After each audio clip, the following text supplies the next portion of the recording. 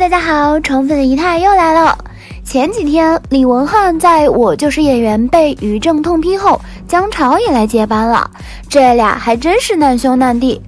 不知道从什么时候开始，仪态突然觉得导师点评已经成了节目里最精彩的环节，因为你永远不知道他们会给你带来怎么样的惊喜。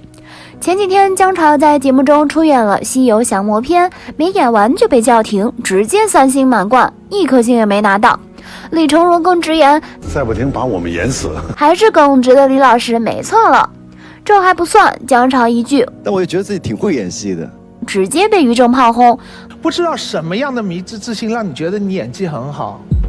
死丫头还真是不留情面，毕竟人家也是有过作品的人。虽然除了《狐狸的夏天》之外没有什么爆红的，但怎么也是合作过7位当红小花的人，自信多少也有点吧。更别说他还不是正儿八经的科班出身，从10届快男出道后，他就和张赫等组成了8090组合，推出了单曲《让我们相爱》，还出版了写真集，获得2012时尚盛典颁奖典礼年度最受欢迎组合奖。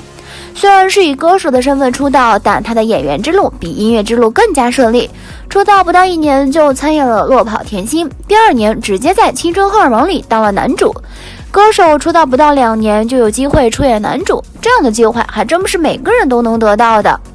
可即便有这样的机会，他并没有因为出演了男主而被大家熟知，甚至没有溅出多大的水花。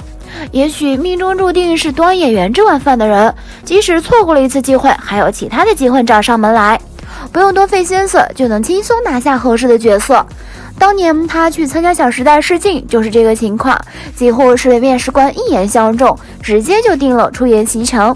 而正是这部《小时代》让姜潮真正成名。事实证明，面试官的眼光非常毒辣。虽然姜潮没有太多演技功底，但他还是把危险而狂热、残忍又深情的浪子席城演得深入人心。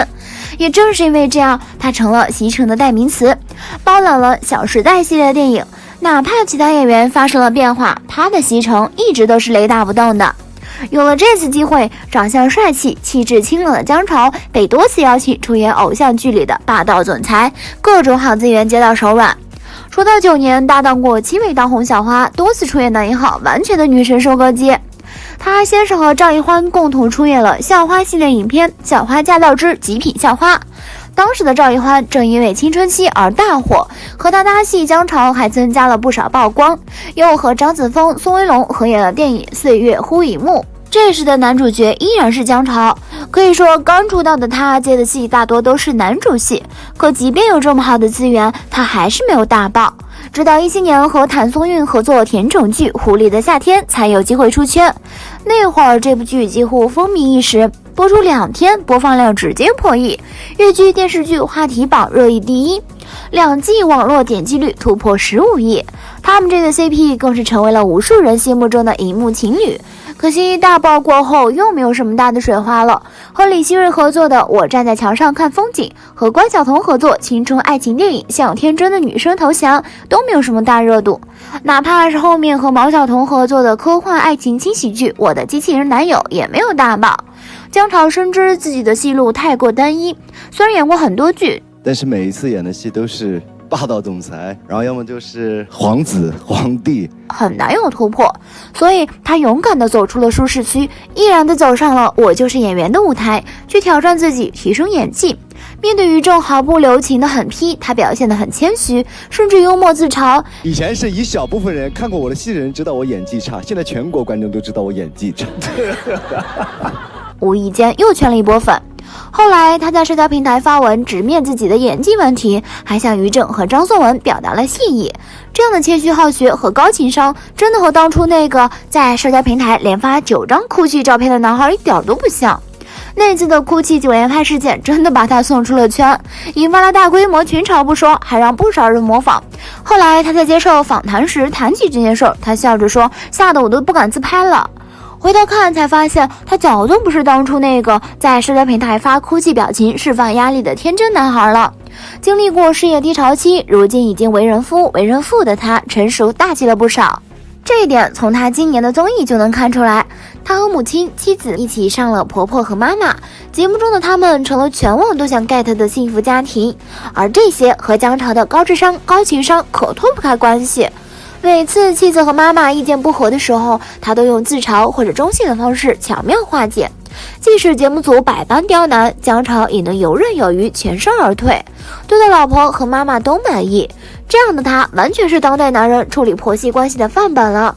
说实话，真的羡慕死了姨太这个加班狗。他们上综艺《新生日记》的时候，真的无时无刻不在秀恩爱，就连李晟都直呼太腻歪了。这还不算，前段时间的时尚盛典，他们夫妻合体盛装出席，在红毯上一口气吻了3次，真是没眼看。论秀恩爱，绝对没人比得过他们。姜潮真的是爱情事业双丰收，不仅娶了神颜美女麦当娜，还出演了不少作品，甚至上了跨界歌王。前段时间又上线了新作品《女世子》，不得不说她的古装造型真的绝，只是这次出演的还是一位皇子。唉，也难怪他还那么急于突破了。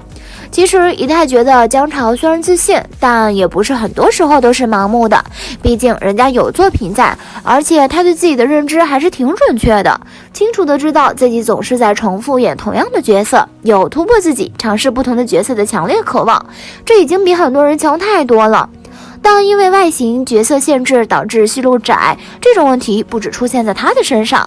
比如因青春剧致我们单纯的小美好而走红的胡一天，1.87米的身高搭配一张阳光帅气的脸庞，这不就是典型的校草吗？既然因青春而火，那就索性青春到底。除了小美好，还拍了《青春须早为》《暗恋橘生淮南》等仍是以青春题材为主的作品。除了胡一天，还有深情专业户钟汉良。从来不及说我爱你中一往情深的慕容四少，到最美的时光何以笙箫默，那句经典的百年修得王小贱，千年修得李大人，万年修得陆励成，一年修得何以琛，钟汉良就占了2个。这既是一种成功，但也成为了一种桎梏。40岁还演轻熟男的都市情感剧，始终不是突破自我的行为。当然，还有很多人演技危机和角色同质化，几乎是每一个演员都会面临的问题。但姨太始终觉得，想解决这一问题，首先还是得正视自己，好好磨练演技。毕竟对于演员来说，演技才是根本。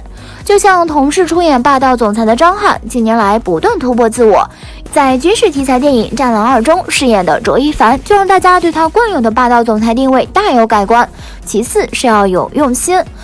去对待每一个角色，仔细分析人物性格，把名利带来的浮躁都抛去，这样即使是同类角色，也能演出不一样的感觉来。就像是姜潮的霸道总裁和皇子，虽然角色大同小异，但其实每部戏里的人物设定都是有差别的，出来的效果也一定不一样。最后还是那句话，接戏需谨慎，口碑都是积累出来的，不要为了流量去接一些完全不适合自己的戏，也不要总吃霸道总裁的红利，红利总有吃完的一天，踏实磨练演技才是根本呀。嗨，不说了，我要去追我的有匪了。好啦，今天的视频呢就分享到这里啦。如果喜欢C太的视频，就请多多点和关注，C太每天都会更新精彩娱乐资讯哦。